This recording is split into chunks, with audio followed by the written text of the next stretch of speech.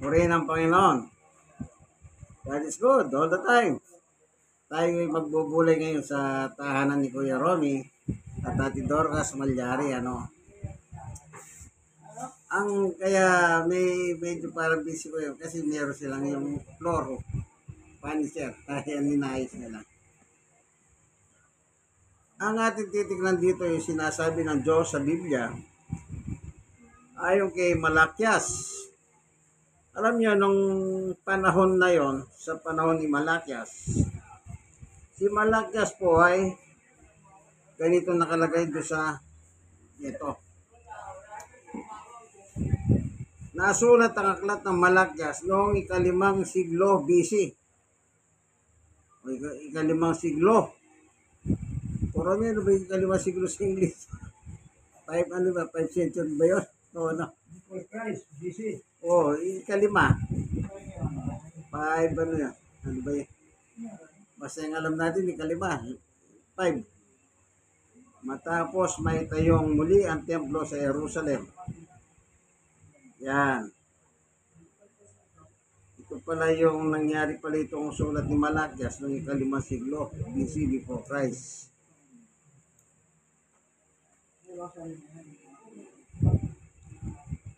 Sa verse 1 and 1, ang aklat na ito ay naglalaman ng pahayag ni Yahweh tungkol sa Israel sa pamamagitan ni Propeta Malakyas. Yan.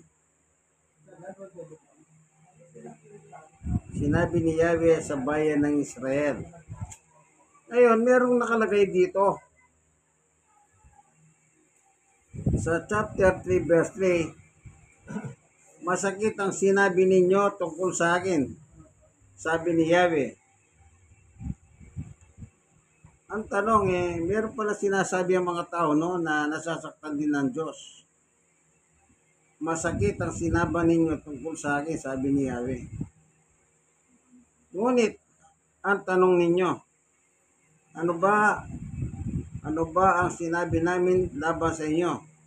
So may tanong sila. Kumbaga nagsasagutan sila ng Diyos at sa mga tao noon sa Israel.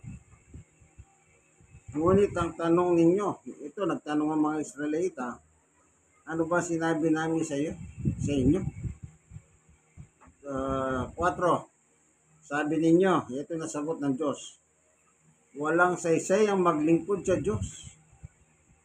May mga tao pala nagsasabing ganyan, na yung paglilingkod sa Diyos ay wala palang saysay. Walang saysay ang maglingkod sa Diyos. Ano bang mapapala natin sa pagsunod sa Kanyang mga hutos? O sa pagpapakita natin kay Yahweh na nagsisisi tayo sa nagawa nating kasalanan. So, iba ang kanilang kaisipan. Ano po? Tignan natin ang ibang kaisipan. Ano ang mapapala natin? Ang hinahanap nila, pakinabang. Ang gusto nila, pakinabang pala. Ano ang mapapala natin sa pagsunod sa kanyang mga utos? So, pagpapakita natin kay Yahweh, nagsisisi tayo sa mga gawa nating kasalanan. 6. Pagkatapos nag-usap-usap ang mga tao may paggalang kay Yahweh, pinakinggan niyang mabuti ang kanilang usapan, kaya ipinatala niya sa isang aklat ang mga pangalan ng mga may pangalan ng mga gumagalang sa kanya.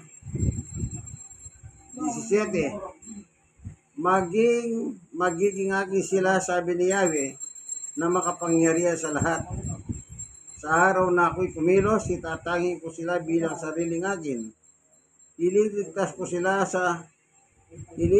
sila tulad ng pagliligtas ng isang mga ama sa anak na naglilingkod sa kanya. 18. Muli ninyong makikita ang pagkakaiba ng mabuti at masama ng taong naglilingkod sa Diyos at hindi naglilingkod sa Kanya. Panginoon Diyos, aming Ama, minsan pa samahan mo kami sa aming pag-aaral ng mabuting balitang ito. Buksan ang mga puso at kaisipan upang aming maunawaan ang iyong mga turo at aral. Salamat po sa ngalan ni Jesus. Amen. So maliwanag po dito ang tanong. Kapag pala naglilingkod ka sa Diyos, ang dami po palang benepisyong mapapala. Anong sabi ng Diyos? Kasi itong mga tao ito, ang tanong nila, ano bang mapapala namin kung maglingkod kami sa iyo?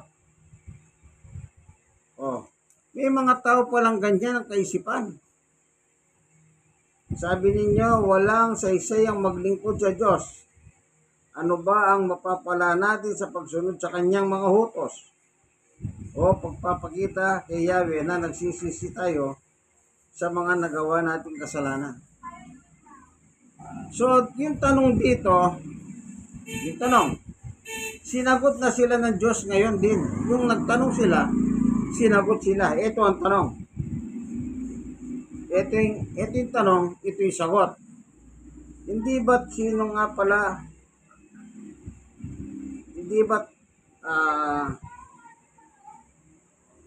sa 6, ito yung sagot ng Diyos. Pagkatapos nag-usap-usap ang mga taong may paggalang kay Yahweh, yung may paggalang, yung mga sumusunod, yung naglilingkod, pinakinggan niyang mabuti ang kanilang usapan, kaya ipinatala niya sa isang aklat ang mga pangalan ng mga gumagalang sa kanya. Oh. Anong ginawa ng Diyos? Pinatala sa aklat. Meron po palang aklat ang Diyos. May aklat pala ang Diyos.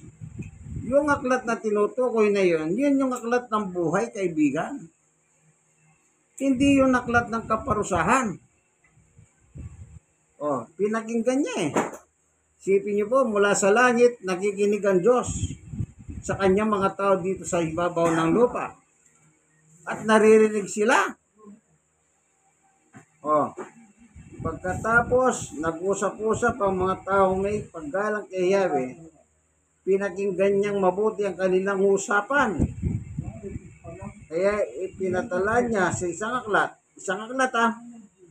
ang mga pangalan ng mga gumagalang sa kanya. Yung aklat na yon, kung titignan natin sa Revelation, may mga aklat pong binabanggit dito ang Biblia. Tignan natin sa chapter 20 ng pahayag. Pakinggan niyo po nandito yung aklat na tinutukoy.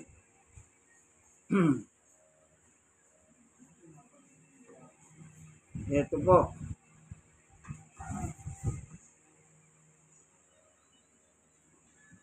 Dito sa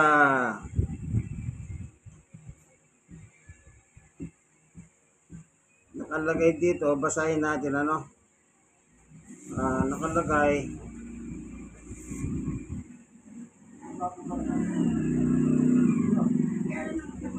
ito sa pahayag chapter 20 verse 11, ang title, paghuhukom. Pagkatapos dito ay nakita ko ang isang malaking tronong puti at ang nakaupo doon.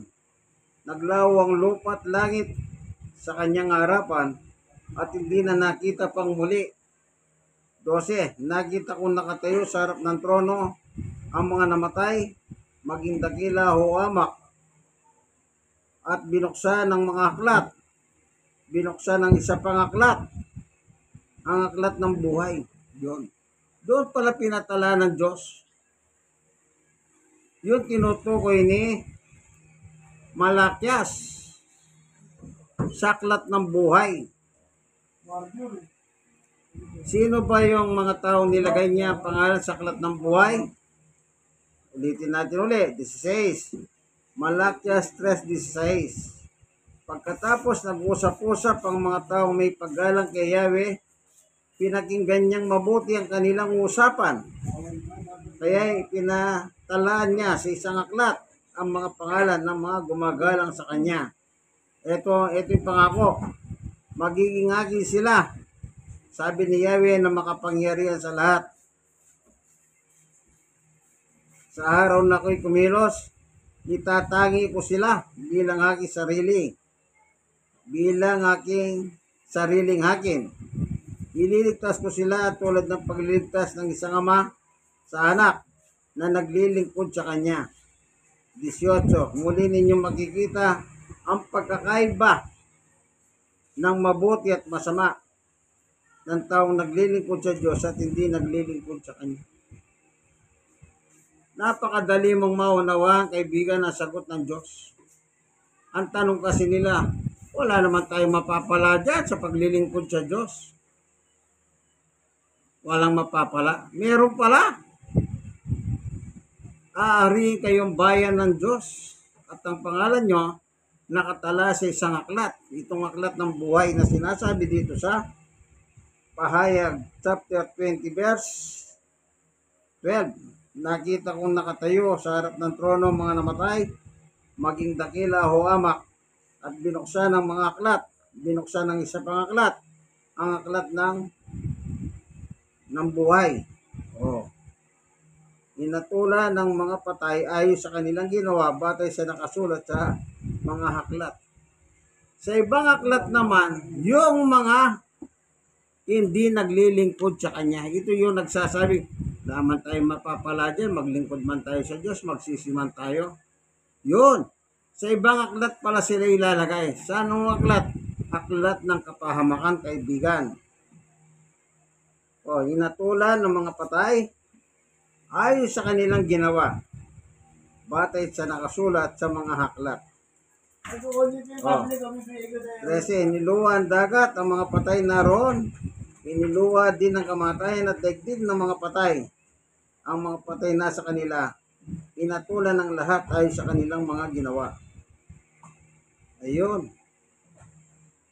14. Pagkatapos itinapon din sa laway ng apoy ng kamatayan at ang daigdig ng mga patay. Ang lawa ng apoy ang pangalawang kamatayan. 15. Sino mang hindi nakasulat sa aklat ang pangalan sa aklat ng buhay, itinapos sa lawa ng apoy. Kaya yung mga nagtatanong na sinabi nila noong panahon ni Malakias, itong tanong nila sa Malakias 3:14, sinabi ninyo, walang saysay ang maglingkod sa Diyos.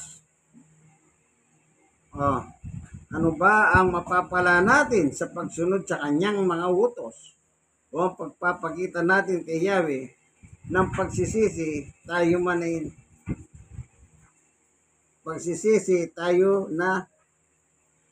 sa nagawa nating kasalanan. Kasi, hindi ba kung sino pang palalo ay siyang pinagpapala? Aroy, grabe ang kanilang mga sentimiento. Hindi lamang nananagana ng masasama, kundi sinusubok pa nila ang Diyos sa paggawa nilang kasamaan. Ngunit, hindi sila pinaparusahan. Kaya pala yung mga tao noon, nakakakita pala silang mga tao na hindi naman nagsisisi, gumagawa ng masama. Pinagpapala ang tawag nila. Kumbaga, parang ganito lang. Buti pa sila, hindi man sila sumusunod sa Diyos, pero pinagpapala ng Diyos. Ayan, yan palang kanilang ugali. Kaya pala, kung sa dalawang tao, mas maganda nga naman ang hindi na maglingkod. Kasi pag hindi ka naglilingkod, pinagpapala ka daw ng Diyos, sabi nila. Pero hindi nila alam, yung hindi sumusunod sa Diyos, papuntang hapoy ng impyerno. Ang sabi sa Revelation, hindi nakatala sa aklat ng buhay ang pangalan nila. Oo, para ka pinagpapala ng Diyos. Kasi sabi niya, ano sabi nila? Hindi ba't kung sino pa ang palalo? Ibig sabihin ng palalo, mayabang. Mali pa, malakas ang lipad ng hangin. Yung kwento ba, mawak ka, lilipad kayo. Hindi ba't kung sino pang palalo ay siya pinagpapala? Hindi lamang nananagana ang masasama, kundi sinusubok pa nila ang Diyos sa paggawa nilang kasamaan. Ngunit, hindi sila pinaparusahan ng Diyos. Opo, tandaan niyo po, dito po sa Hebreo.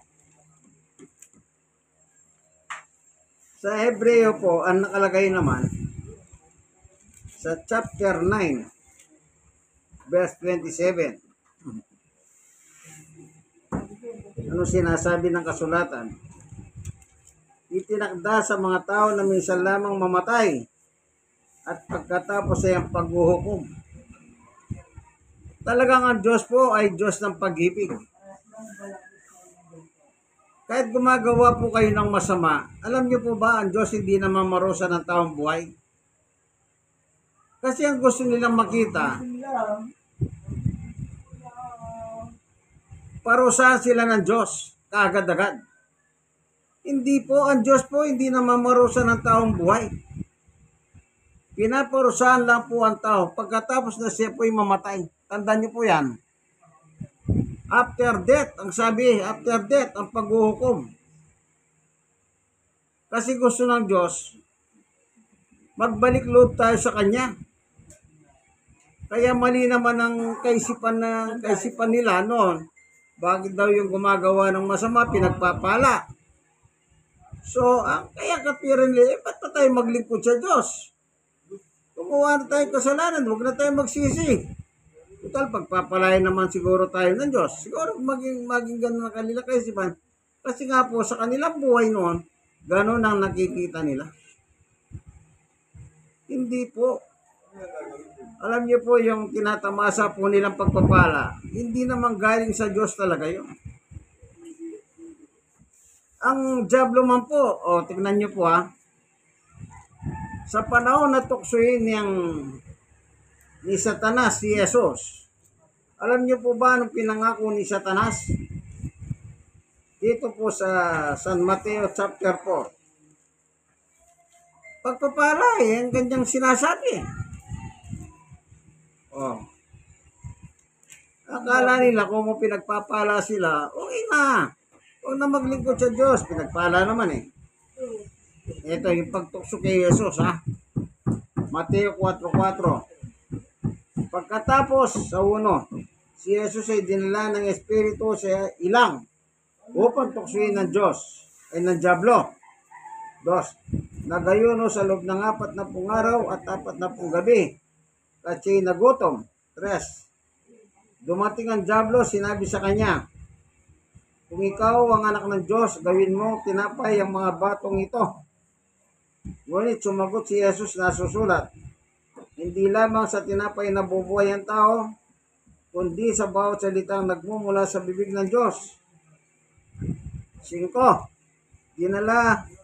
Pagkatapos dinala siya ng Diablo sa Jerusalem, sa bundok na lungsod, at pinatayo sa tuktok ng templo. Sinabi nito sa kanya, kung ikaw ang anak ng Diyos, magpatihulog ka, sapagkat nasusulat, sa kanyang mga hangel ikay itatagubilin, at sa kanilang mga kamay ikay alalayan, nang sa mga batoy ang pahamoy hindi masasaktan. 7. Ngunit sumagot si Jesus na susulat din naman, huwag mong subukan ang Panginoon mong Diyos. 8. Pagkatapos dinala siya ng Diablo sa isang napakataas na bundok at pinakita sa kanyang lahat ng kaharian sa daigdig at ang karangyahan ng mga tao. 9. Sinabi ng Diablo sa kanya, ibibigay ko sa iyo ang lahat ng ito kung magpapatira pa ka at sasamba sa akin. Anong inahalok ni Satanas kay Jesus? Ibibigay ko sa iyo ang lahat ng ito. Lahat ng pagpapala ibibigay ko sa iyo, sabi ni Satanas kay Jesus. Maglingkod ka sa akin.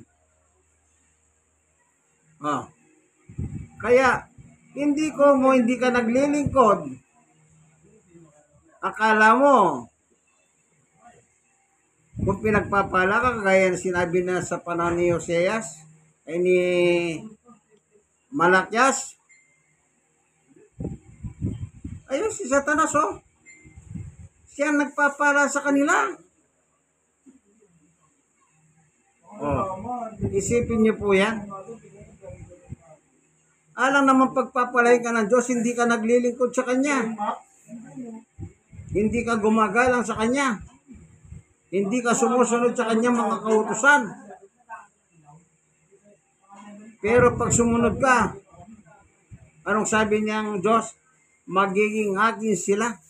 Itatangi ko sila. Oh.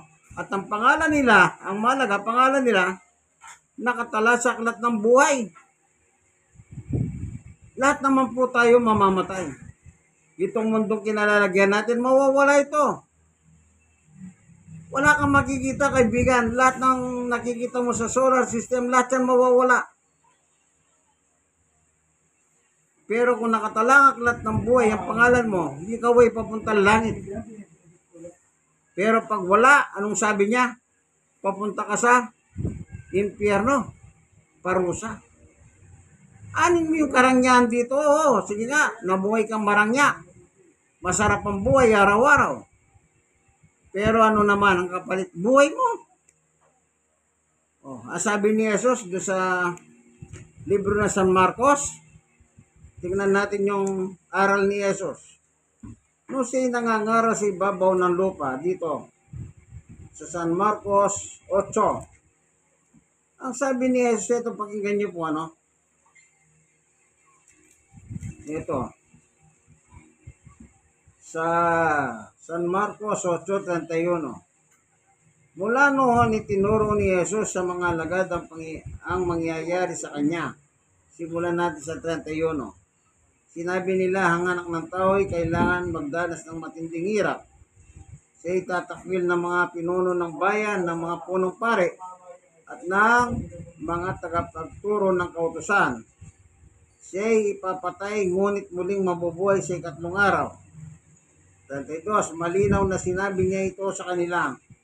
At dahil dito, dinala siya ni Pedro sa isang tabi at pinagsabihan. Ngunit tumalikod si Jesus, tumingin sa mga alagad at kay Pedro. Umalis ka sa harap ko, Satanas. Ang naisip mo hindi galing sa Diyos, kundi sa tao. 34. Pinalapit ni Jesus ang mga tao at ang kanyang mga alagad at sinabi sa kanila, sino mang nagnanais sumunod sa akin, dapat itakwil ang kanyang sarili, pasanin ang kanyang krus, at sumunod sa akin. 35. Ang sino mang nagnanais na maglingkod sa kanyang nagnanais magligtas ng kanyang buhay, ay mawawalan ito. Ngunit ang mawalan ng kanyang buhay alang-alang sa akin at sa magandang balita o salita ng Diyos, ay magkakamit nito. 36. Sapagkat ano bang mapapala ng isang tao, makamtan man niya ang buong daigdig, ngunit mapapahamak naman ang kanyang sarili. Ito, maliwanag ang sabi ni Jesus, lahat ng kayamanan ng mundo, mapasayo na. Kung ang kapalit naman ito, ang kapahamakan ng iyong buhay. Kaibigan, yun ang ibig sabihin. Kaya yung mga nagsasabi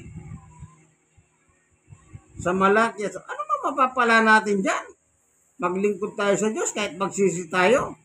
Kasi nga meron sila nakikitang tao sa kanilang panahon na pinagpapala sila. Pero akala nila, galing sa Diyos, hindi po. Galing kay Satanas. At ang kanilang buhay ay wala po sa aklat ng buhay. Pero yung may galang at may pagsunod, ang buhay nila nasaan? Nasa aklat ng buhay. Alin ang gusto niyo? Mabuhay kang marangya dito para ka pinagpapala ng Diyos? Pero ang kapalit naman, ang yung kaluluwa papunta nga po yun ng impyerno. Kaibigan, hindi po. Hindi po sukatan ng kayamanan, karangyahan. Ang importante, yung pangalan natin nakatala sa aklat ng buhay. Bakit? Yun ang mahalaga eh. Ano mo yung kayamanan dito? Makamit mo man lahat ng yaman ng mundo. Hindi naman ako may sabi dyan. Binasa ko lang yung sulat ng Panginoong Yesu Cristo. Di po ba? Mas maganda na. Tiyakin natin. Habang buhay tayo, yung ating buhay ay nakatala na sa aklat ng buhay. Yan po yung mahalaga.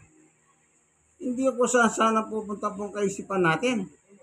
Huwag natin tularan yung sa Malakias, hindi po magandang kaisipan niya. Tandaan niyo po, hindi magandang kaisipan yung kaisipan nila. Pinagkukumpara nila yung dalawang bagay, yung may sumusunod at sa walang pagsunod sa Diyos. Panghuli. Sabi ni Juan, 3:16. Ito po. 1:3:36. Ang sumasampalataya sa anak kay Jesus ay may buhay na walang hanggan. Ngunit ang hindi sumusunod sa anak kay Jesus ay hindi magkakaroon ng buhay. Sa halip manatili sa kanya ang puot ng Diyos. Ano yung pagsunod? May paggalang ka sa Diyos kaya ka sumusunod. Hindi ka sumusunod, may paggalang ka ba sa Diyos niyan? Wala po. Anong sabi? Mananatili ang puot ng Diyos kaibigan. Hindi pa huli ang lahat. Panahon na po, no? Lalo na ang ating buhay ngayon, ang ating bansa, nasa critical na kalagayan. Walang pinag-uusapan kundi puro pera ang ating bansa. Panahon na ng pagsuko ng ating buhay sa Diyos sa pamagitan ni Kristo. Ani mo nga naman yung nangyari ito sa buhay. Tignan niyo po yung mga nagkamal ng pera sa flood control. Hanggang ngayon nakakulong sila. Isipin nyo, may bangko sila. Naka-freeze, hindi nila magalaw ang kayamanan nila sa bangko. Nakakulong pa sila. Nakakalabas lang sila pag dumadalo sila ng hearing. Pagkatapos ng hearing, saan? Diretso na naman sila sa kulungan. Yung nabalita ko, yung mag-asawang Diskaya. Umiiling sila. Umiiling sila sa korte. Anong iniling nila sa korte? Na sana palayain na sila na Senado. Pero hindi po sila pinagbigyan. Isipin niyo po yan. Siguro, ang hirap ng kalagayan nila sa Senado. Mag-asawa kayo. Magkaiwalay kayo mag-asawa doon. Alam ko magkaiwalay. Babae, sa lalaki. Multi-billion po sila. Pero nagagalaw ba nila yung pera nila? Ilan yung mga sasakyan nila? Hindi na nila magamit. Anong dahilan? Kaya sabi ni Jesus, anin mo maraming pera. Dito pala para na silang, hindi ko lang ako tansya ko sa isip man lang nila. Dito pala nahimpyerno na tayo. Siguro ganun ang kaisipan nila. Yan bang gusto nyo, kaibigan? Pinagpala sila, hindi ba? Sikat silang kontraktor, number 1 silang kontraktor. Hindi lang yon, bilyon ng kanilang kinikita. Pero ano ngayon nangyayari sa kanila? Yan, nakikihusap sila sa korte na sana utusan na Senado na palayahin na sila. Hindi po pwede yung ganon. Hindi ganon. Hindi hubra yung kanilang pag-iyo. Kaya dininay yung kanilang kahilingan ng korte. Sa Pasig po sila korte umingi. Taga sa yung mga Diskaya. Taga Pasig! Siguro akala nila kung sa Pasig sila umingi ng saklolo ng korte, pagbibigyan sila. Wala na-deny. Kaya wag niyong gayahin ang paghuhukay ng mga tao kay Malakias ng araw Doon tayo sa mga naglilingkod sa Diyos. Ang Bible studying ito, paglilingkod ba sa Diyos? Opo. Yung ginagawa namin ito kada Sabado, ni Kuya Romy at Dorcas, paglilingkod ba? Opo. Paglilingkod po sa Diyos. Hindi po nasasayang. Ito, panguli. Dito po sa chapter 15. Ganito po nakasulat. 58.